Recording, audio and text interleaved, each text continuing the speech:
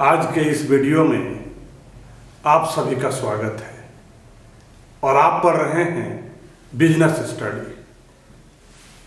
आज का टॉपिक बहुत ही इम्पोर्टेंट है और इंटरेस्टिंग भी है। आज का टॉपिक है लिमिटेशन ऑफ सोल प्रोप्राइटरशिप। पिछले वीडियो में आपने पढ़ा एडवांटेजेज ऑफ सोल प्रोप्राइटरशिप और आज हम आपसे बात करेंगे, आप लोग हमसे पढ़ेंगे लिमिटेशन ऑफ सोल प्रोप्राइटरशिप। आज सोल प्रोप्राइटरशिप में क्या क्या कमी है, उसके क्या ड्रॉबैक हैं, उसके बारे में आज आप हमसे पढ़ेंगे। There are many limitation of sole proprietorship। देख रहे हैं ना यहां पर 1 to 6 डिसएडवांटेजेज है, ड्रॉबैक है, लिमिटेशन है। सबसे पहला सोल प्रोप्राइटरशिप का जो सबसे पहला लिमिटेशन है वो है लिमिटेड कैपिटल। सोल प्रोप्राइटरशिप का मतलब ही होता है कि उसका एक मालिक होता है, एक व्यक्ति के द्वारा किया गया बिजनेस है, एकाकी व्यापार, सोल प्रोप्राइटरशिप।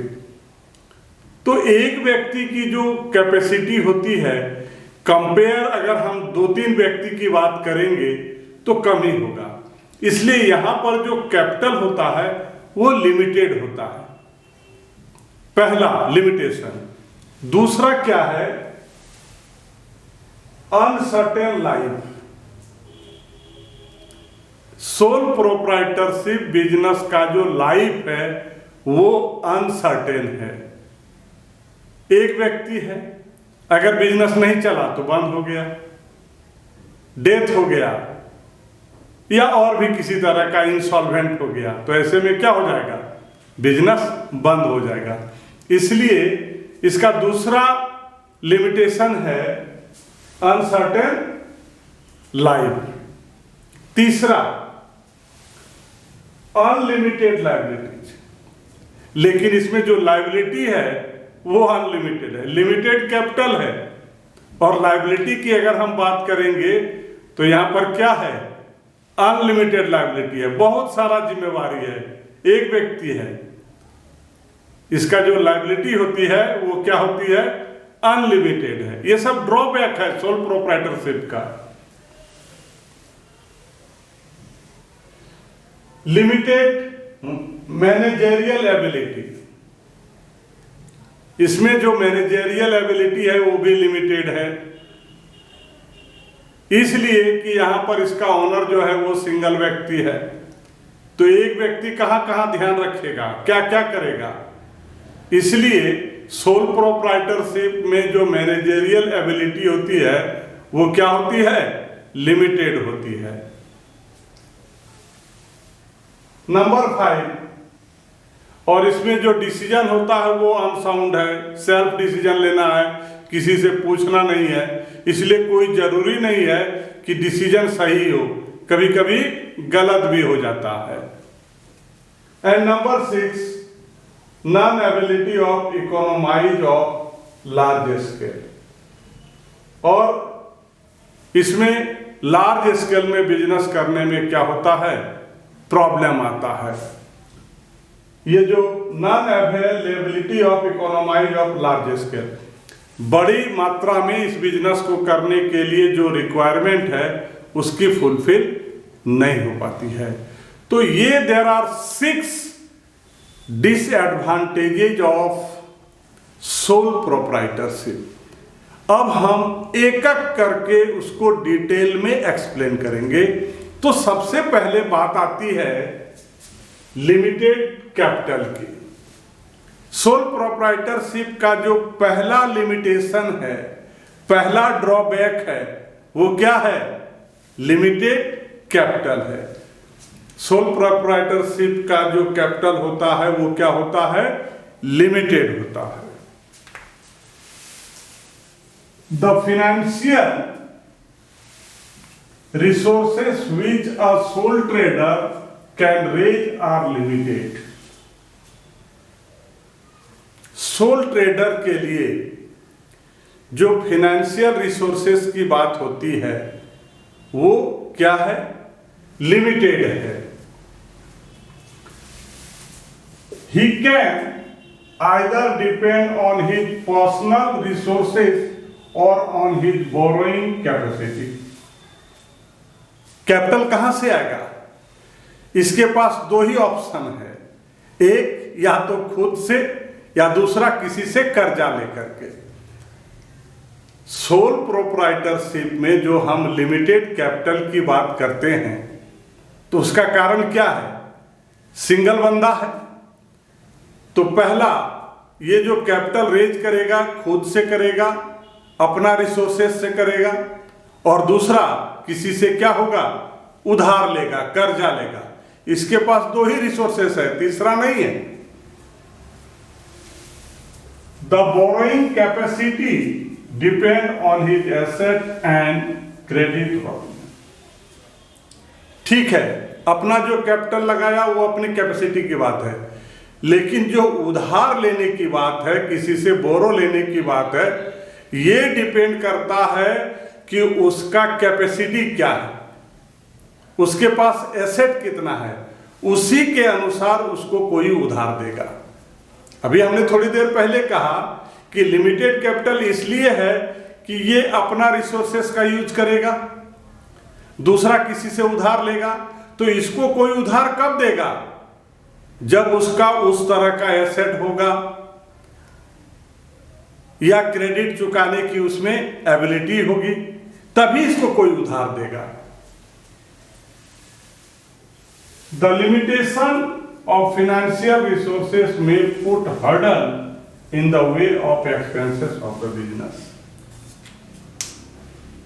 और फाइनेंशियल रिसोर्सेस का लिमिटेशन होने से सोल प्रोप्राइटरशिप जो फॉर्म ऑफ बिजनेस ऑर्गेनाइजेशन है, इसको जो ग्रो करना चाहेगा या एक्सपेंड करना चाहेगा, बढ़ाना चाहेगा, तो उसमें ये बाधा पहुंचाता है। क्या? Financial resources.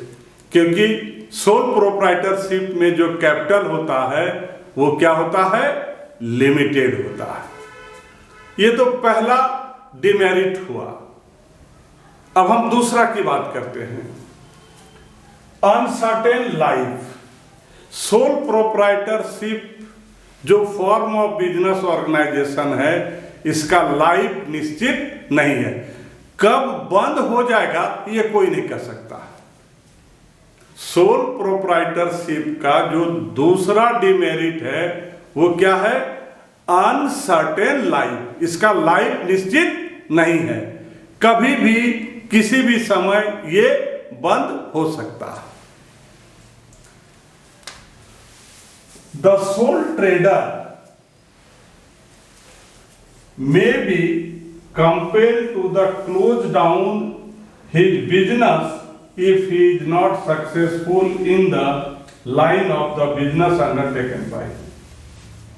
सोल प्रोप्राइटरशिप में क्या होता है कि अगर बिजनेस उसका सक्सेस नहीं हुआ तो बिजनेस कभी भी क्या हो सकता है? बंद हो सकता है। Moreover, death or insanity of the proprietor also leads to closure of the business। Soul proprietorship का दूसरा डिसएडवांटेज है अनसर्टेन लाइफ। इसका लाइफ सोल प्रोप्राइटरशिप जो फॉर्म ऑफ बिजनेस ऑर्गेनाइजेशन है, इसका लाइफ निश्चित नहीं हो जाता है। अगर प्रोप्राइटर डेथ कर जाता है या पागल हो जाता है, क्लोजर ऑफ द बिजनेस, तो ऐसे स्थिति में क्या होगा? बिजनेस बंद हो जाएगा। In short, business sinks and swims with the proprietor. और संक्षेप में आप कह सकते हैं कि व्यवसायी के साथ बिजनेस जो है वो प्रोप्राइटर के साथ डूबता भी है और तैरता भी है। नाउ थर्ड डिसएडवांटेज और limitation of sole proprietorship is unlimited liability. ये तीसरा डिसएडवांटेज है कि इसमें जो सोल प्रोप्राइटरशिप में जो लायबिलिटी होती है, जो जिम्मेवारी होती है, वो क्या होती है? अनलिमिटेड होती है। The liability of the sole trader is unlimited in the sense that the business creditor can even recover their debt from the personal asset of the proprietor. यहाँ पर अनलिमिटेड लायबिलिटी का मतलब ये हो गया कि जिससे वो कर्जा लिया है, प्रोप्राइटर जिससे कर्जा लिया है, किसी भी स्थिति में उसका जो पर्सनल प्रॉपर्टी है उससे वो रिकवर कर सकता है। सोल प्रोप्राइटरशिप का ये तीसरा लिमिटेशन है, अनलिमिटेड लायबिलिटी। क्या होता है यहाँ पर? यहाँ पर अनलिमिटेड लायबिलिटी कहने का मतलब है कि किसी भी परिस्थिति में अगर वो किसी से कर्जा लिया है तो क्रेडिटर उसका जो पर्सनल प्रॉपर्टी है उससे रिकवर करेगा। The proprietor may be completely ruined in case of failure of business. और अगर प्रोप्राइटर अपने बिजनेस में अगर फेलियर हो जाएगा तो वो बर्बाद हो सकता है, क्योंकि जो क्रेडिटर है उसके पर्सनल प्रॉपर्टी से अपना जो कर्जा है, जो क्रेडिटर के द्वारा प्रोप्राइटर को दिया गया है, उसके पर्सनल प्रॉपर्टी से वसूल करेगा, रिकवर करेगा। तो आप ऐसे कह सकते हैं कि अगर किसी तरह से फेलियर हो गया, सोल प्रोप्राइटरशिप में अगर प्रोप्राइटर किसी तरह से क्या हो गया? फेलियर हो गया, तो वो क्या हो जाएगा? बर्बाद हो जाएगा। Number 4, limited managerial ability. Soul proprietorship का ये नंबर 4 लिमिटेशन है कि इसमें जो मैनेजरियल एबिलिटी है वो लिमिटेड है। All the managerial function which are essential for the successful operation of a business are perform by the sole trader. जितने भी इंपॉर्टेंट फंक्शन होते हैं, जितने भी इंपॉर्टेंट मैनेजरियल फंक्शन होते हैं, ये सारा परफॉर्म कौन करता है? Soul trader. जितने भी इंपॉर्टेंट मैनेजरियल फंक्शन होते हैं, ये सारा परफॉर्म किसके द्वारा होता है? सोल ट्रेडर के द्वारा होता है। Thus, benefit of the specialization are not available. जिसके कारण जो स्पेशलाइजेशन जो चाहिए डिसीजन लेने के लिए वो यहां पर नहीं मिल पाता है, क्योंकि सोल प्रोप्राइटरशिप में सिंगल बंदा होता है और सारा मैनेजरियल फंक्शन वही परफॉर्म करता है। Thus, benefit of specialization are not available. जिसके चलते जो स्पेशलिस्ट का बेनिफिट इसको मिलना चाहिए वो नहीं मिल पाता है।